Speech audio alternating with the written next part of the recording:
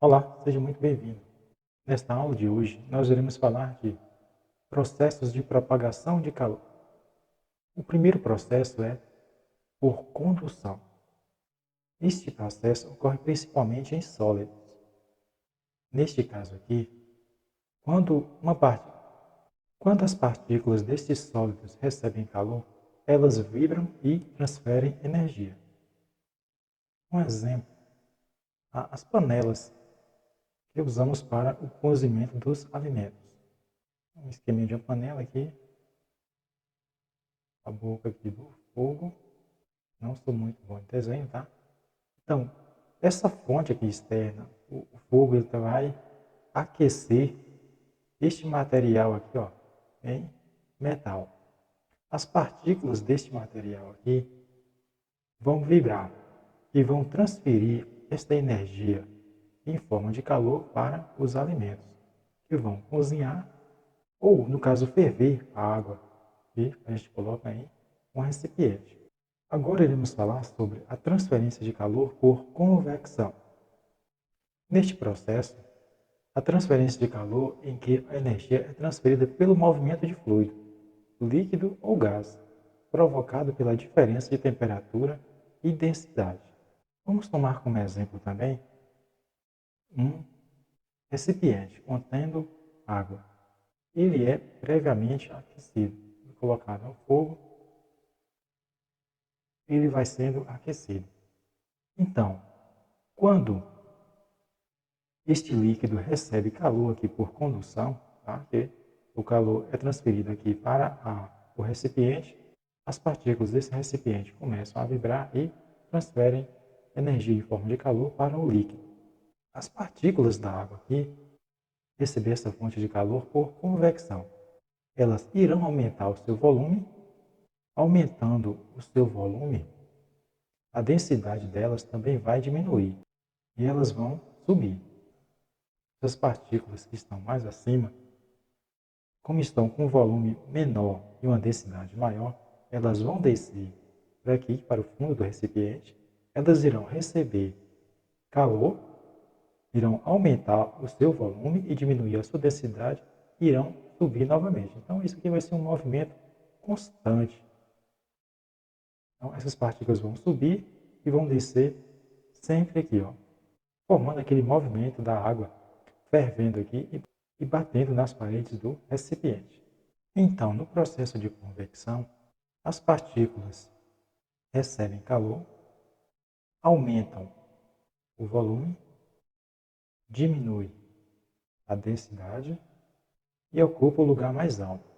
Enquanto isso, as partículas que ainda não receberam calor possuem maior densidade e menor volume e ocupa o lugar mais baixo. Exemplo, por que em um refrigerador o congelador é colocado na parte superior? Sendo o ar frio mais denso, ele irá descer e ocupar a parte de baixo. Aqui, a resposta é, sendo o ar frio mais denso, ele irá descer e ocupar a parte de baixo. Enquanto aquele ar mais quente que está na parte de baixo do refrigerador irá subir, ocupando a parte de cima. Então, por isso que é importante sempre colocarmos os alimentos na parte de baixo. Vamos ver agora um outro processo. Transferência de calor ou irradiação. Ocorre através de ondas eletromagnéticas, que atravessam todos os meios materiais, sólidos, fluidos e vácuo. Um exemplo é o Sol. O Sol que transmite energia à Terra sem necessidade de um meio material. Nós temos também o forno de micro-ondas, garrafa térmica. Tudo isso aqui são exemplos. Vocês vão perceber que a parte de dentro dela é refletiva. A garrafa térmica é um vasilhame constituído de duas paredes de vidro, entre as quais tem ar rarefeito, assim dificulta a troca de calor por condução.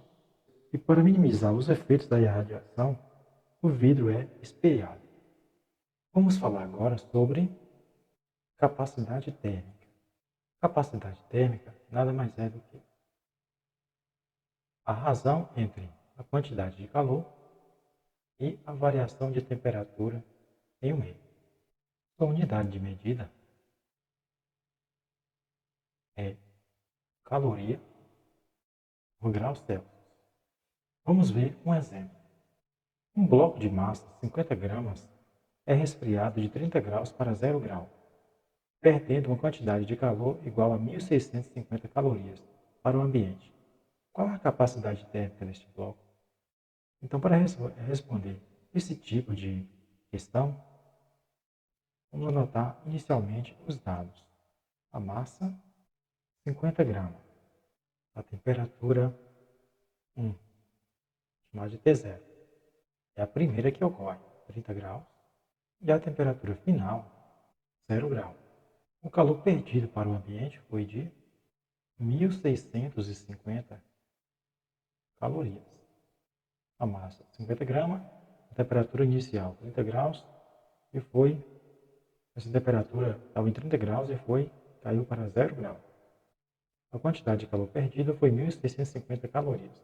Repare que a nossa expressão aqui só tem quantidade de calor e diferença de temperatura, tá bom?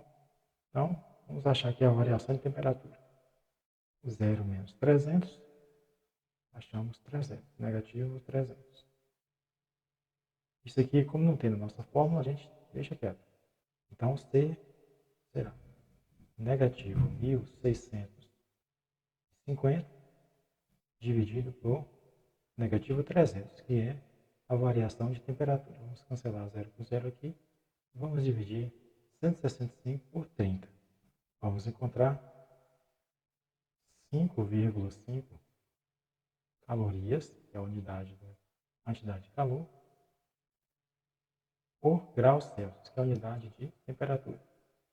Por que deu positivo? Porque negativo com negativo, positivo. 70.000 calorias. Exemplo 2. Um bloco de massa de 1.000 gramas é resfriado de 80 graus Celsius para 10 graus Celsius, perdendo uma quantidade de calor igual a menos 70.000 calorias para o ambiente. Qual é a capacidade térmica desse bloco? Vamos calcular aqui. Primeiro, vamos achar a variação de temperatura. ΔT, temperatura final, não a maior, tá? T menos T0. 10 menos 80. Negativo 70 graus Celsius. A fórmula da capacidade térmica é Q dividido por ΔT. Q é negativo 70.